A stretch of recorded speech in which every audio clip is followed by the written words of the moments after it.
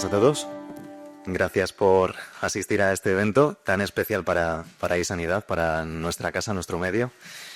Yo soy Juan León, soy jefe de sección y ahora que ya María les ha presentado, les ha expuesto los principales puntos de este informe, vamos a profundizar en algunos de estos aspectos con un elenco inmejorable y precisamente con stakeholders que van a exponer su visión respecto, en este caso, en esta mesa, a innovación y a sostenibilidad. De eso vamos a hablar. Y les presento a nuestros ponentes. Empiezo por el fondo. Aquí tenemos a Susana Gómez Luz, directora médica de Lundbeck Iberia. A su lado, Cristina Avendaño, que es presidenta de la Federación de Asociaciones Científico-Médicas Españolas, FACME. En el medio está Javier. Tenemos a Javier Velasco, Franchise Head Breast de Oncología de Daiichi Sankyo. Pedro Carrascal, que representa a los pacientes, a la plataforma de organizaciones de pacientes, la POP. Y aquí a mi lado, Beatriz Lozano, directora de Comunicación, Pacientes y RSC de Roche Pharma. Muchísimas gracias por venir hasta aquí y por compartir estos minutos. Propongo que comencemos justo por allí, por el final, por Susana. ¿Cómo ha evolucionado la relación entre la industria farmacéutica, las asociaciones de pacientes y las sociedades científicas?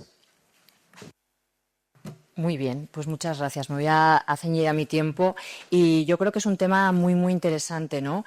Pues venimos de un modelo, antes cuando hablábamos en el debate en la entrada, ¿no? De un modelo en el que la manera de trabajar industria, pacientes, sociedades científicas era un modelo como muy puntual, muy específico, y hemos pasado a un modelo actual en el que es un modelo de trabajo mucho más colaborativo, mucho más estratégico y en el que trabajamos conjuntamente pacientes, sociedades científicas e industria farmacéutica. Además, hemos pasado a un modelo totalmente regulado. Llevamos una regulación que viene ya de los años 2000, tenemos un código deontológico, trabajamos bajo la ética y esto lo que hace al final es que garantizamos que lo que estamos haciendo lo estamos haciendo bien. Entonces, al final, este modelo que se ha incorporado ya hace bastantes años, lo que nos está llevando es hacia el modelo en el que tenemos que seguir, que tiene que seguir siendo un modelo transparente, ético y siempre, evidentemente, con el centro del paciente, que aunque es un término que tenemos tal vez muy trillado, lo del patient centricity, tenemos que escucharlo para que el modelo, evidentemente, sea sostenible. ¿Qué necesidades tienen los pacientes? ¿Cómo podemos colaborar con las sociedades científicas? Y cómo la industria farmacéutica puede dar lo que realmente se necesita. Yo creo que este es el modelo colaborativo, participativo, público-privado, que es el modelo que nos hará seguir creciendo y, evidentemente, siendo sostenible.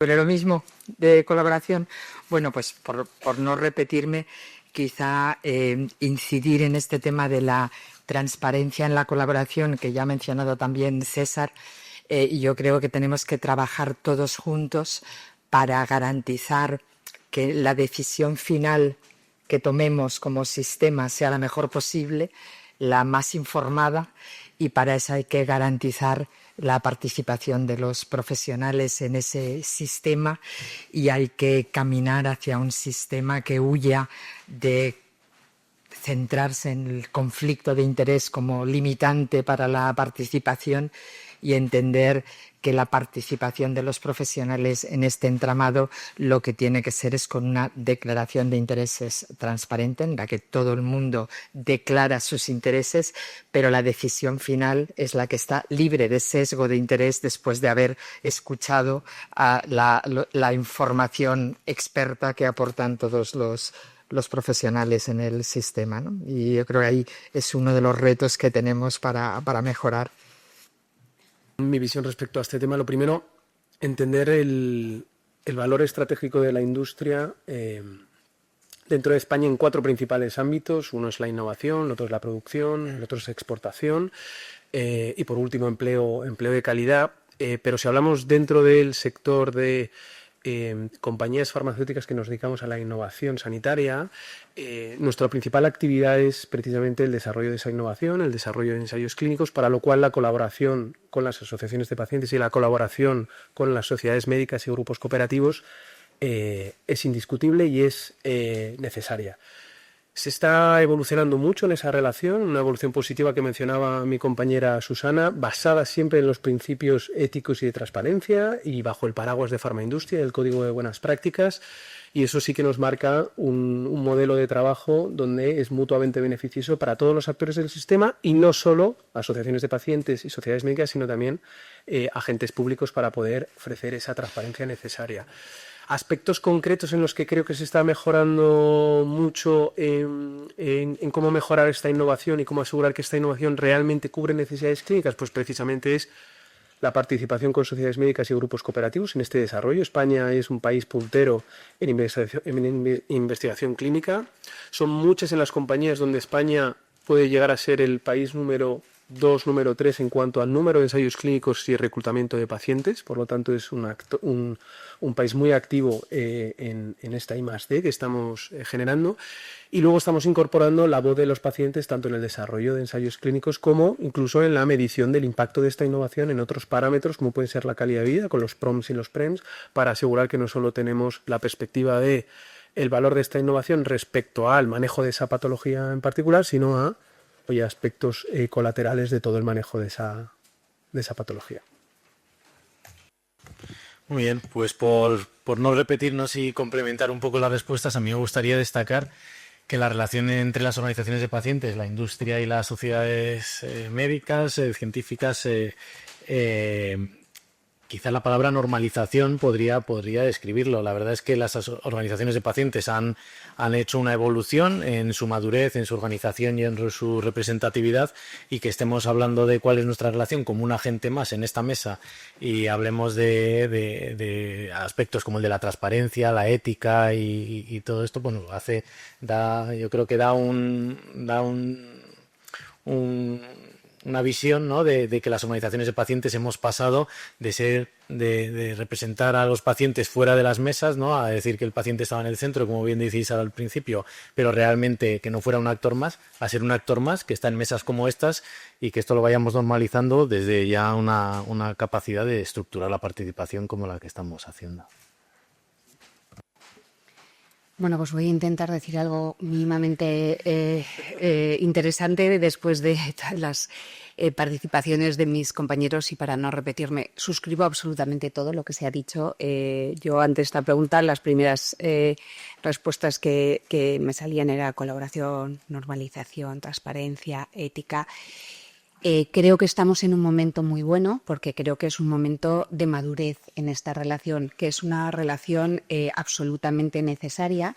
Quienes ya llevamos unos cuantos años trabajando en el sector de la sanidad, de la salud y de la industria farmacéutica, yo creo que hay conceptos, términos, palabras, anhelos que nos acompañan desde hace 20 años o 25 años. La sostenibilidad del sistema, el paciente como el eje del sistema.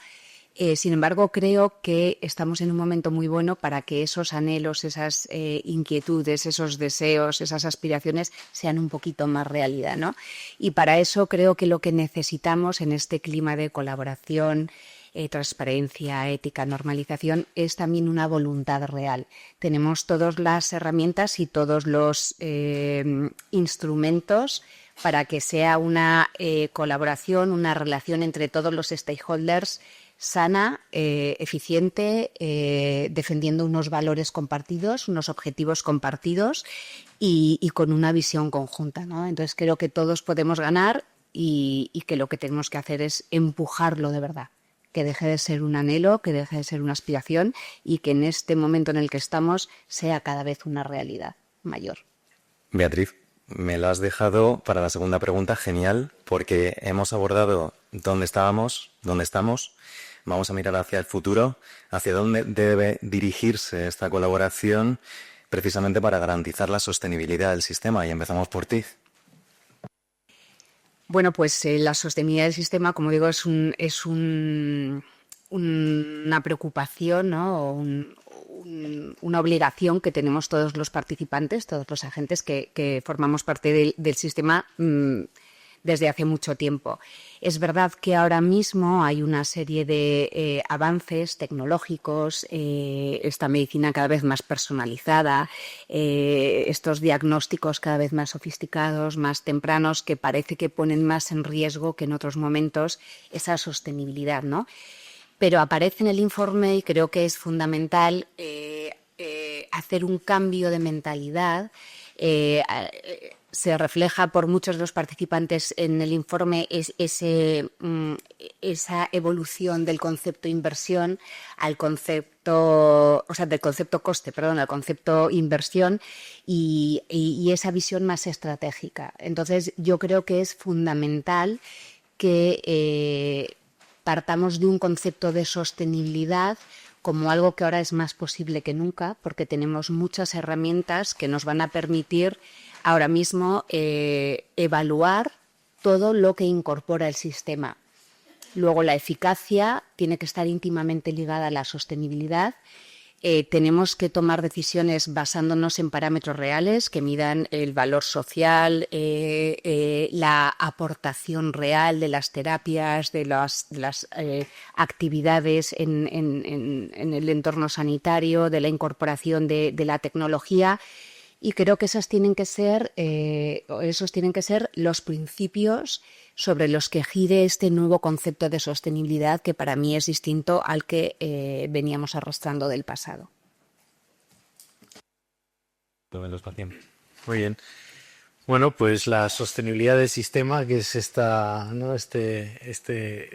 gran palabra que a los pacientes también nos interpela, ¿no? Escuchándole a César antes, evidentemente es comprensible la aspiración del sistema sanitario de cada vez ser más sostenible, pero sí que desde los pacientes para nosotros es fundamental resaltar la importancia que tiene la innovación y que algunos aspectos que impactan directamente la calidad de vida, más allá de generar competitividad, de generar ahorros y de generar una sostenibilidad en ese sentido, me gustaría reforzar esa parte de la sostenibilidad que genera el que las personas estén más sanas, empeoren menos y que su calidad de vida sea mejor como sistema general, como ciudadanía, no como bolsa estanca dentro de lo que es la cartera de sanidad. Por eso para nosotros la sostenibilidad del sistema va unida a la mejora de la calidad de vida, a la mejora de la vida de los pacientes, y cuando tocamos esas cuestiones, que nos parece razonable e interesante, no podemos dejar otras, sino podemos generar algunas incertidumbres relacionadas con cómo va a cambiar mi vida o cómo voy a convivir con la medicación, cómo va a ser mi adherencia o cómo van a ser algunos otros aspectos. Por lo tanto, la sostenibilidad del sistema desde el punto de vista de los pacientes es algo que va a hacer que podamos acceder a la medicación que necesitamos, a la medicación que nos va a cambiar las vidas. Vamos a contribuir, por supuesto, de forma leal y como un agente más del sistema, pero no vamos a dejar que se olvide el impacto que pueden tener las medidas en aspectos muy concretos de la vida de las personas. La sostenibilidad desde la perspectiva de una compañía farmacéutica innovadora es algo que obviamente nos preocupa. Lo mencionaba César, que como actores dentro de este área nos tiene que preocupar, y por supuesto es así. Y hay dos vertientes sobre las que sí que me gustaría hacer especial hincapié. La primera es la incorporación de esta innovación. Obviamente lleva a un impacto en los presupuestos y a un impacto en el manejo de las diferentes enfermedades, y creo que la colaboración entre asociaciones de pacientes, sociedades médicas, grupos cooperativos y sistemas sanitarios y sistemas regionales de salud vienen en poder utilizar todos los datos que se están generando a día de hoy para poder ser más predecibles en cuanto a cuál va a ser ese impacto y esa incorporación de esa innovación, qué es lo que va a ser capaz de desplazar o no, y poder tener una visión no solo vertical y cortoplacista de cuál es el impacto de la incorporación de esta innovación, sino una visión más estratégica y más a largo plazo de qué significa incorporar esta innovación. Y luego una segunda vertiente, como industria y como industria innovadora, nosotros estamos invirtiendo en torno al 20-30% de nuestra facturación la retornamos en I+D, y ese es nuestro modelo de negocio. Nosotros necesitamos el poder seguir manteniendo la rueda de la innovación, y eso es lo que sí que es sostenible también para el sistema, y lo mencionaba Pedro, para los propios pacientes, y yo como paciente y como representante también de la sociedad, el que siga existiendo esta innovación, que es la que está impactando en mejorar la calidad de vida de los pacientes, en mejorar la esperanza de vida, que hay otra serie de elementos de los que nos beneficiamos todos si el sistema sigue innovando y si el sistema es sostenible para permitir esta innovación. Bueno, Buenas sociedades. sobre sostenibilidad, pues por parte de las sociedades lo que nos gustaría es distinguir claramente que cuando hablamos de sostenibilidad del sistema no estamos hablando de cuadrar el presupuesto de este año, ni siquiera el del año que viene, sino que debemos de prestar atención a lo que es la planificación, los cambios organizativos de nuestro Sistema Nacional de Salud para que efectivamente sea sostenible para las generaciones futuras, incorporando la innovación, pero también manteniendo los profesionales excelentes del Sistema Nacional de Salud, cuidando la motivación profesional de los profesionales, que también es otro amenaza que tenemos ahora mismo en nuestro Sistema Nacional de Salud, y ligándolo a estos aspectos más de acceso a la innovación que estamos planteando, probablemente yo creo que necesitamos una mayor institucionalización de la participación de los expertos en ese diseño del Sistema Nacional de Salud, y de toda la sociedad también en cuanto a hacer consensos sociales sobre en qué queremos realmente invertir mayoritariamente, porque a lo mejor debemos de virar un poquito más hacia la prevención, hacia ese acceso a marcadores que nos permiten unos tratamientos precoces que mantienen mejor la salud y la calidad de vida, y a lo mejor estamos invirtiendo demasiado al final, y seríamos más eficientes invirtiendo más al principio. Me refiero a que todo ese pensamiento organizativo y de planificación, no de este año, sino a largo plazo, hacia dónde va el cáncer, qué es lo que necesitamos hacer, requiere de un consenso y de una discusión seria, organizativa, sobre el Sistema Nacional de Salud, que creo que nos hace falta. Bueno, como decía Beatriz, a mí ya no me queda nada más que añadir. Es lo que tiene ser la primera o la última.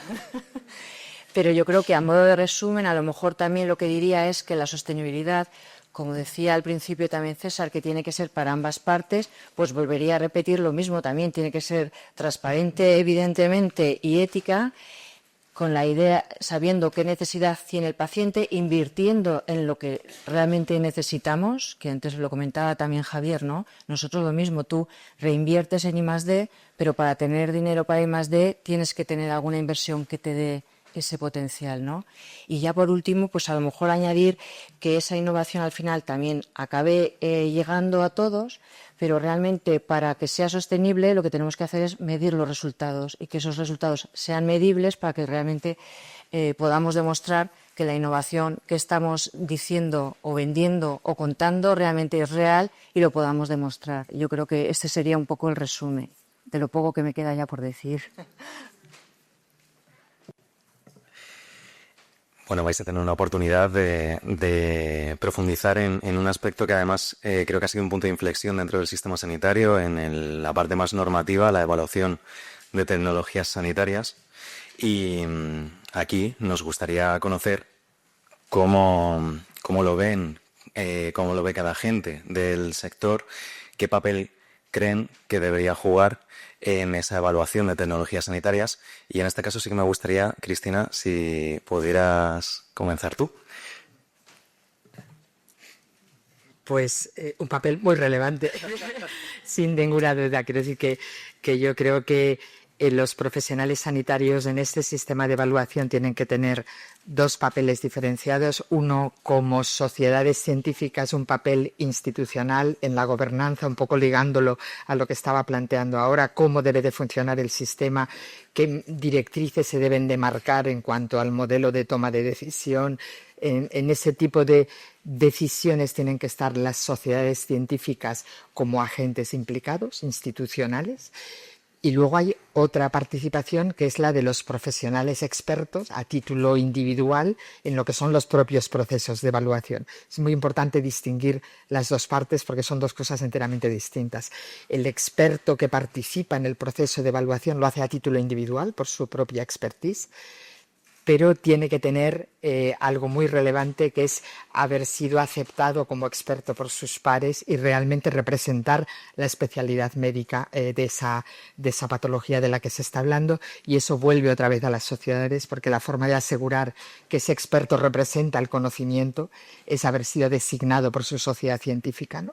Entonces, desde las sociedades lo que exigimos de alguna manera es, por un lado, esa participación institucional en los órganos de gobernanza y, por otra parte, ese papel en la designación del experto con su mejor perfil de conocimiento, de declaración de intereses, de participación en los proyectos, para que pueda asesorar y prestar la información que se necesita para tomar esa decisión informada, ya en su propio nombre y con su propia expertise, pero con el reconocimiento que le da el nombramiento por la sociedad científica. Me vais a permitir que ahora pase a Pedro y luego ya que hable la industria, y entonces en ese caso empezaremos por Susana y llegaremos a ti, Beatriz. Muy bien. Pues los pacientes en la regulación de la evaluación de tecnología sanitaria, la verdad es que estamos observando un cambio de tendencia, ¿no? La participación por fin aparece escrita a asociaciones de pacientes en nuestro marco regulatorio, lo cual es algo muy esperanzador, y nos parece que se están dando los elementos y los pasos para que el paciente participe. Ahora bien, dicho esto, que es de lo cual estamos encantados y muy satisfechos, y nos parece que es el camino adecuado y que va muy alineado con lo que estábamos viendo que estaba pasando en Europa, y encima se está haciendo con una sensibilidad interesante, vemos que hay otras cuestiones que deben ir acompañando a esta participación para que sea efectiva.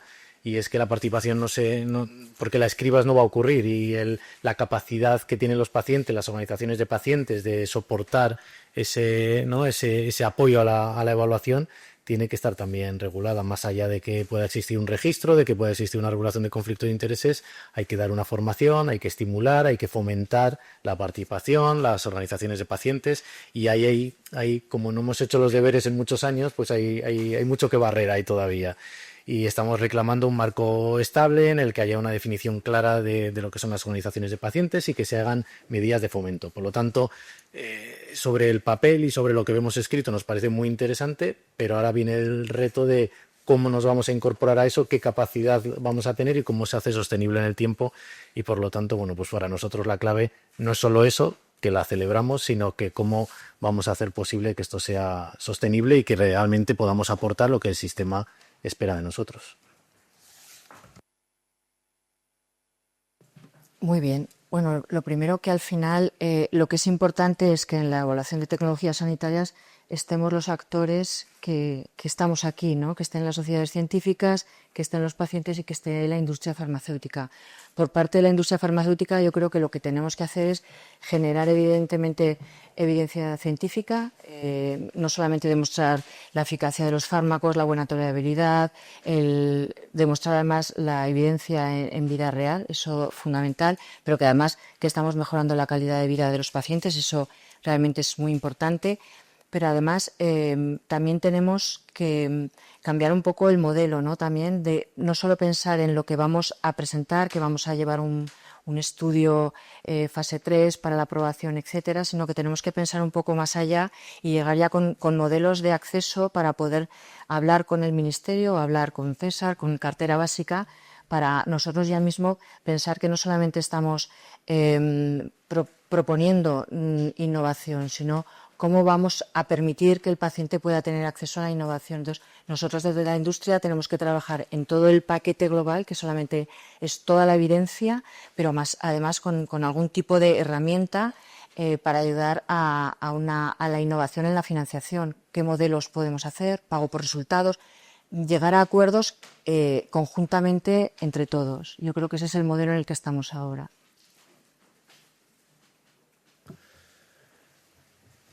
Por mi parte,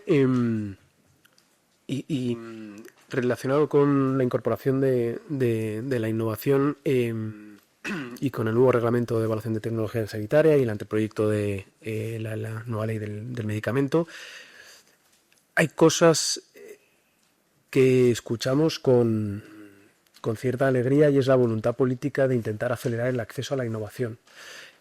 Eso ha posicionado a España en algunas áreas terapéuticas particularmente, quizá a la cola en cuanto al acceso a la innovación, y es una tarea pendiente que entre todos los agentes tenemos que ver cómo velamos por ser capaces de acelerarla. Entonces, se acoge con alegría el que haya una voluntad política de reflexionar sobre cómo podemos facilitar este acceso temprano.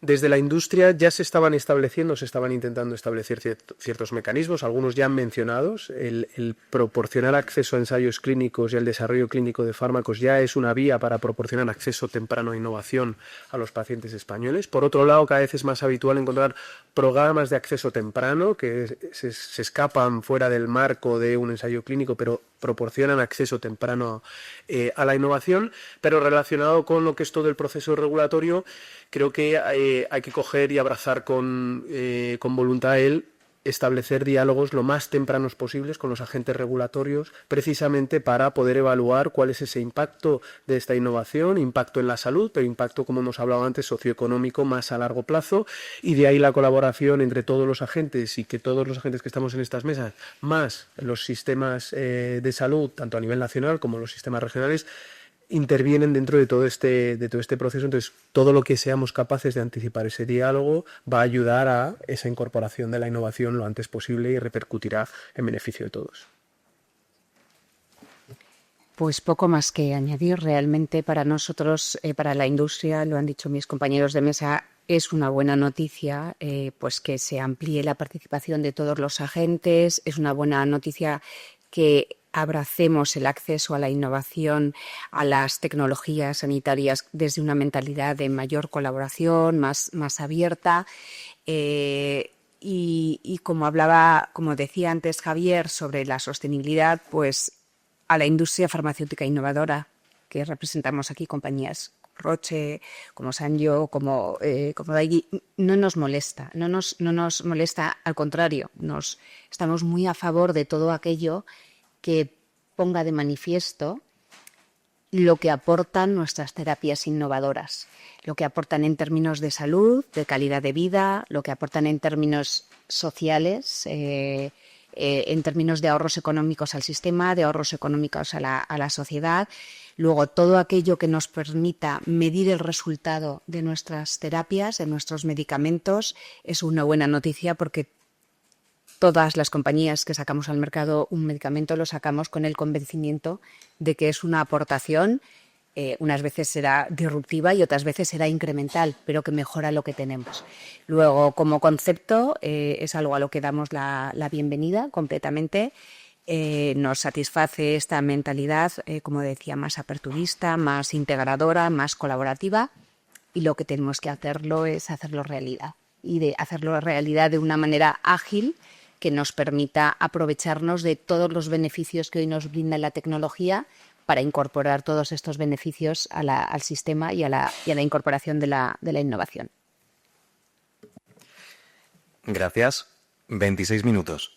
Perfecto, lo habéis hecho. Nada más, cerramos esta primera mesa y ahora dejamos la segunda mesa, que va a ser el papel de la innovación farmacéutica en España, y la va a moderar mi compañera Gemma. Muchas gracias.